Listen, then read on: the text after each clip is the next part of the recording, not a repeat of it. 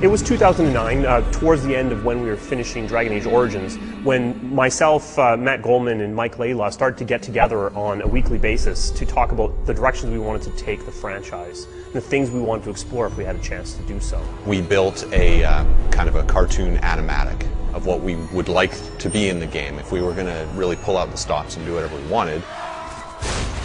It's actually very much like the beginning of the game. There's a conversation wheel, there's a dragon airstrike, you're a cool badass warrior with spiky armor chopping Murlocs in half by the millions.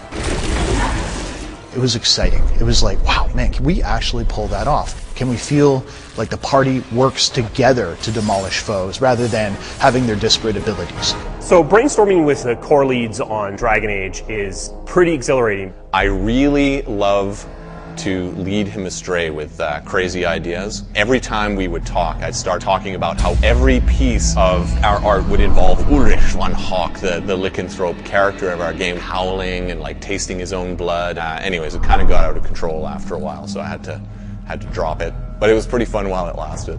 You know, the final beautiful touch of it was when we said, what if we could tell a story that was more personal? And that's where the idea of Hawk, the champion of Kirkwall, and that rise to power over a decade of history came out. Where Origins really shone by having this huge epilogue that had thousands of variations based on the choices you've made. Instead, we've moved that into the gameplay. People you've interacted with at the beginning of the game are going to have their kind of situations profoundly affected by their interaction with Hawk, your character. If getting the relic gets Castillon off your back, then I'll help you retrieve it. There might be something I could do for you, if you're looking for company later. You re-interact with them, you see how that worked out. So we believe it may be our most reactive game to date. So here we were, we'd finished these brainstorming sessions, there's a lot of stuff on the whiteboards, there's a lot of pie-in-the-sky ideas, and then Dragon Age Origins came out, and it beat all of our expectations. Perfect scores, the VGA awards. We also had a bunch of meta reviews, comments coming in about Origins, and what really resonated for me was this resounding theme that Origins was an amazing story-based classical RPG, but that there were elements of it that seemed to be dragging. If you're telling a dark fantasy, you don't want combat to feel like you're playing a chess game with a friend.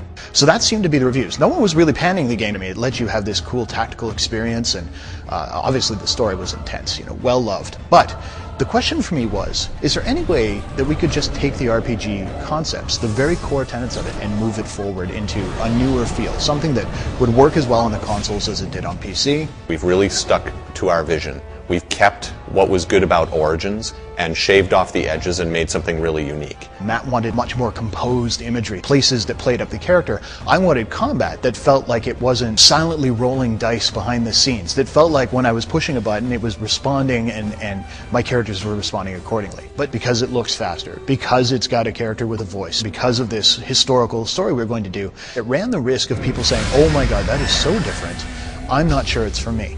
And we knew that would be a potential problem. But at the same time, we also knew that the game we were designing was not one that would actually alienate them. So what we've been very open with is letting people go hands-on.